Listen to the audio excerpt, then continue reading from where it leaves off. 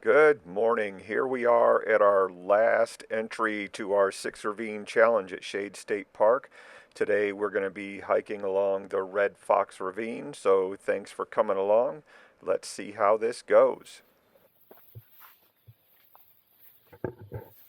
So we are beginning Trail 6 going to the Red Fox Ravine.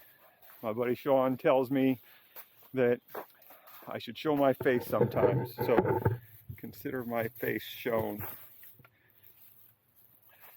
Don't like being on camera,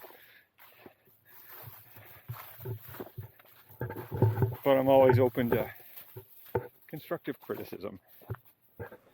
Hey, so constructive criticism, always open. Try and add some things if people think it'll improve the product. I guess we'll see. But today we are at the Red Fox Ravine. Um, I have no idea how this got its name. I'm going to assume that A, it's a ravine, so it's kind of small, has steep sides, narrow bottom, and at one point there were red foxes that ran around here. I'd like to think that whoever named it really enjoyed the work of the classic comedian and actor Red Fox. However, there just aren't enough D's and X's in that name to make it right.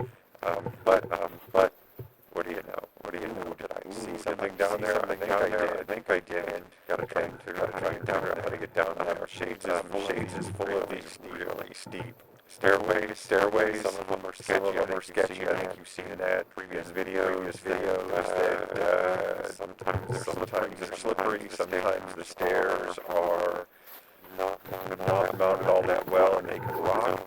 So what did I find in here? Ooh, I think I see it. Looks like a bottle.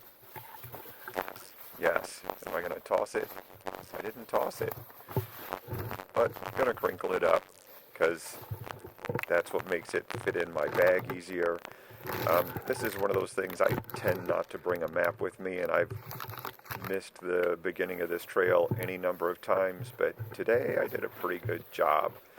And once you get down the steps, you're just kind of walking around the bottom of this, I'm going to call it a valley, but evidently the actual name is ravine, and we've gone through that previously, what the difference between ravine and canyon is.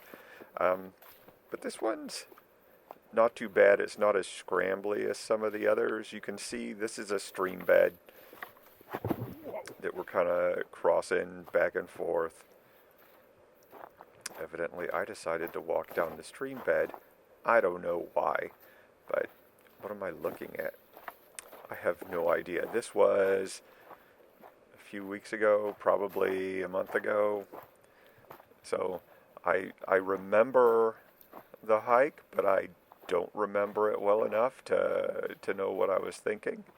Um, did you ever notice? Well, maybe it's just me that's weird this way, but sometimes it's nice to get out in the woods because this is when my mind wanders and I come up with all the best ideas that sound really good at the time. If you've ever seen that 70s show and they all believe they have the best ideas when they're sitting in the circle in the basement smoking a bunch of dope, and then one day they decided to record themselves and couldn't figure out what they were talking about. Yeah, that's how some of my hiking thoughts go. But on the other hand, some of the ideas I come up with are wonderful, and so I can't think of any that were wonderful right now. I know, a couple weeks or a week before this, I went on a tear about what's the difference between tin foil and aluminum foil. Whoop, and there we are. There's our Red Fox Ravine sign. So we would need to take a picture of that, and that's our last picture for the Six Ravine Challenge before we can go and get our sticker. So that's exciting. But and back to my tinfoil aluminum foil thing. What brought that up anyway? And it was because I found a wad of aluminum foil on the ground, and I started wondering, do people still call it tinfoil? And if it's a hat, do you call it an aluminum foil hat if you're a conspiracy theorist, or is it still a tinfoil hat? I don't know. But these are the things that go through my mind, and you might feel you're a little dumber after having to just go through that just now. Oh, I must have thought I saw something there, but I didn't. And we're coming to the end of this, and I think I'm going to cut this short up here because I started hearing voices, and unless people are actually wanting to be in this, but I'm going to end up crossing that stairwell up there to go to the other side and get back to the parking lot, and that would take us over the top of the Devil's Icebox that we talked about last time. But this should be the end coming up here, so thanks for coming along, and we will wrap this up right now. And here you go. This is why we went through all this hiking and scrambling and all that. The sticker. Everyone loves a good sticker. So in order to get this sticker, I think I've read that you can go to the gatehouse at Shades and show them your pictures. And I'm not sure if these guys charge $1. I know at Turkey Run they charge $1. And then you get your sticker. I took mine to the visitor center, the nature center, excuse me, at Turkey Run State Park, and showed them my pictures, gave them $1, and they gave me the sticker. So I don't know what I'm going to do with it yet, but here you go.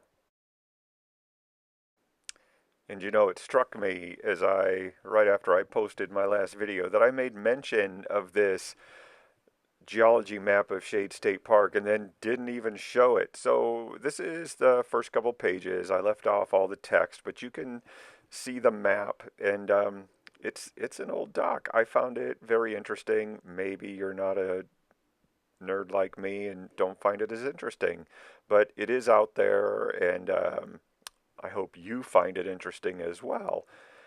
And then, of course, this is our last pick. This is some trash I picked up. We went out to Shakamak State Park a couple of weeks ago, and I didn't realize there was even a park called Shakamak State Park until I saw it on a map.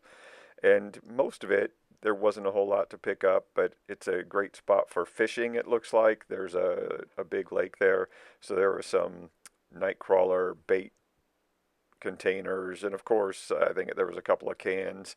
The jackpot was around the cabins they have for rent.